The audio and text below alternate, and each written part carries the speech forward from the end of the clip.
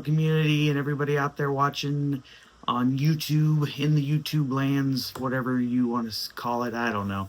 It's Kendall, the Spin Doctor, his Vinyl Mayhem YouTube channel. And yes, I'm back with another video today. It is Friday night. Yes, I had to think about that one. I have been on a little bit of a vacation this week. Had 3 days off. Oh, hallelujah. Needed it badly. But today I'm making this video because last night I took my dad to a concert. Yes, first time ever attending a concert with my dad, and we saw Vince Gill. And this was a birthday present. Bought the tickets back. Don't even remember when the tickets were announced or went on sale, but bought the tickets for him for his birthday, which was in April, but the concert was July 31st. Just so happened to be the 2-year anniversary of my mother's passing.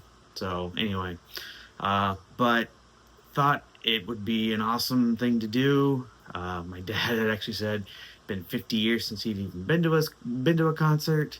He said the last concert he went to was Conway Twitty. So kind of funny that Conway Twitty to Vince Gill. But we went to Ovens Auditorium here, a little small venue. It's actually the first venue I saw Weird Al at 12 years ago or so. But little small nice auditorium venue.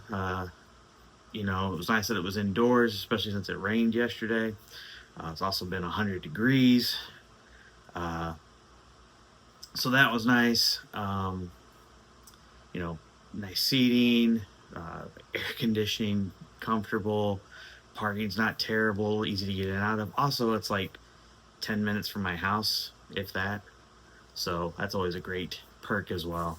One thing I did not realize about this tour is that this is Vince celebrating his 50 years in the business. He's been a musician, working musician for 50 years. So very cool. Did not realize that. So yeah, hard to believe. He left home when he was 18 and went and joined a bluegrass band in Kentucky. So, and if you're not familiar with Vince Gill, first off, where have you been? Yes, I know he is a country singer, but you know, lately he's been a touring member of the Eagles, and you know, he's also just a amazing, phenomenal guitar player. I think he's been to every Crossroads festival that Eric Clapton has put on. Just amazing guitar player. He was actually at one time in Pure Prairie League back in the late 70s as well. But a great singer as well. Got an amazing voice. Still at 68, he has an amazing voice. Yeah. So we showed up about an hour and a half before it started. It started at 7:30. And 7:30, lights go down and they walk on stage. And no opening act. And they bust right into the hits. And it was really cool because, you know, after a song or two, you know, he starts talking to the audience, of course, and he talks about the fact that there is no opening act. You know, he said he'd been playing for so long, and he remembers being an opening act and playing for 20 minutes or 30 minutes or whatever. And he said that once he got to a point where he had enough songs and he was well enough, you know, been around long enough, he wanted to be able to play for as long as he wanted to, and as long as the crowd wanted him to play. So he said, we're going to play for about 3 hours. And he did. He played for 3 hours and 15 minutes, I think. We were there from 7:30, and the show ended at like 10:45. I believe they played 38 or 39 songs. Yeah, I couldn't believe it. At 68 years old, too, playing that long. I mean, that's pretty remarkable, actually, when you think about it. So that was very cool, and I mean, he didn't miss a beat. his guitar playing was on point, his singing was on point, and he played all the stuff you wanted to hear. If it was on the radio for Vince Gill, he played it, and that was really awesome. I heard everything I wanted to hear. He had a great band, which I will discuss. He had two other great lead guitar players with him, so they could trade off licks and everything. He had a great piano player, great steel guitar player. Oh my gosh, really great steel guitar player. He had two background singers with him, and I want to talk about that. He had one background singer. Her name was Wendy Moten, I believe is how you pronounce her name, and never heard of her before in my life. And some of his songs, Patty Loveless sang on back in the day, and so of course you would expect to hear a female vocalist doing background work. And he discussed the band, and he said one thing he learned over his years is that you need to share the stage. And so he had one of his guitar players sing a song that he had written, and I guess he had a record out. I think his name was Jed Hughes or something like that.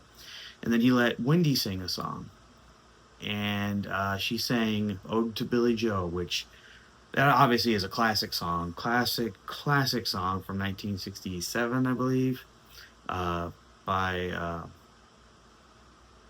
oh geez, I'm going brain dead. It's like right there. Anyway, I'll put it down here. But great classic song. It was a crossover hit in the pop charts and the country charts. But that may have been the best cover version of that song. Anyway, when it was over, like I picked a point because I noticed that she had a record out there uh, in the merch stand, and I went and I was like, I got to go buy that record, and I did. Uh, and this is it. It's called "I've Got You Covered." This came out in 2020, self-released, although produced by Vince. And so I did a little bit of research about Wendy. She's actually been in the business since the '90s. She released some albums, had a little bit of success. Um, she worked with David Foster, uh, but she's been a touring musician with people like Martina McBride, Tim McGraw. Uh, she opened for Michael Bolton in the '90s as well on his stadium tour, um, and she's been touring with Vince since 2016, I think. And when COVID hit, after she released this, she decided to, because she couldn't tour as a touring musician, she decided to do The Voice. And she wasn't sure she wanted to because, she had been in the business for so long. And she's like, this could backfire on me. But she decided to do it. And she was the runner up. Blake picked her, Blake Shelton. And it's because he knew it. He knew who she was. He heard her voice. He's like, man, that sounds. And he picked her, and he's like, it had to be her. And yeah, it's funny. I actually watched a clip. He blocked John Legend from getting her because he wanted her that bad. And so I thought that was funny. But this is actually a great album. I actually just finished listening to it. It's a bunch of classic old country songs. When I say old, I mean old. But it's got "Ode to Billy Joe" on here. It's got a song, like I said, Vince Gill produced this. He plays on it. He sings on it with her as well. This is just a really great album. I was glad I picked this up. And it's actually pretty cool because it's numbered as well. Get that to come in here. I can't get it to... Yeah. Oh, there it goes. I think it's number 276. So, yeah, I was very happy that I picked that up. I also picked up this Vince Gill shirt. Yeah, I always pick up a shirt at a concert. But what I learned was, one, Vince still has it. Amazing guitar player, amazing singer. I discovered her, which I'm a huge fan of her now. I also picked up a Vince record while I was there. And Vince did say this. Like I said, he played 30 some odd songs. and he played 9 new songs that he had written over the last couple years. And he said that a new album's coming out this year, so we'll see. This is an album that came out in 2019. It's called Okie. He did play one song off of this. Uh, when My Amy Prays, about his wife, Amy Grant. If you don't know, he's married to Christian contemporary artist Amy Grant. There's a couple really good songs on here, though. That one, A Letter to My Mama, which will make you cry. I'm just going to go ahead and say it. But I picked this up as well. This came out in 2019, so one I didn't have in my collection, so very happy to pick that up as well. Uh, yeah, just a great show. He made it fun because it was a small, intimate setting. He audience participation. He would talk back to the audience. The audience would talk to him. He was a great storyteller. He would tell you about this song and how, the writing process, what led him to write it. He would talk about his family. He would talk about his parents, his wife. He would talk about where he was in his life when he wrote this song. Just those are the enjoyable shows where there's more than just music. I went and saw Metallica here back in June, and it was awesome. First time I ever saw him, amazing show. But I also saw him in Bank of America Stadium with 70,000 people. I was up in the third deck, could barely see them. Sound was great. It was freaking, 90 degrees outside, but so many people. Had to walk up, walk down, walk to the car. And all. I mean, like I said, it was fun. But then to be in this small setting, just those are the fun shows in my opinion. Plus, also to be able to go with my dad was really cool too. So yeah, those are the memories that you're gonna remember as well. And plus, to be able to see a guy that I've been a fan of since I was a kid, when I was young, I Vince Gill was up there. It was Garth Brooks, and then below him, Vince, Randy Travis, and Alan Jackson. But Vince was probably number 2. So yeah, and now honestly, Garth, yeah, I'm still a fan, but he hasn't done anything recently. Vince has still been on my radar because of the Crossroads and all that stuff. So, and as I've gotten older and more mature, I've realized what Vince has done more. So I appreciate it more. So anyway, guys, hope you enjoyed. Yeah,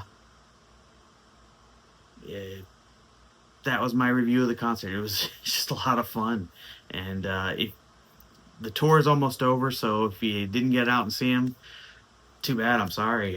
It was awesome this summer. I was very glad that I got a chance to see him. Glad I got a chance to take my dad because, like I said, it's been 50 years for him. He told me last night. He said, "You know what? I didn't know I was going to have as much fun as I did," and so, very happy to cross it off the bucket list because honestly, I think that meant more to me than just seeing Vince. Being able to say, "Hey, I was able to do it with my dad." So, yeah. Anyway, guys, appreciate you, and I'll get you next time.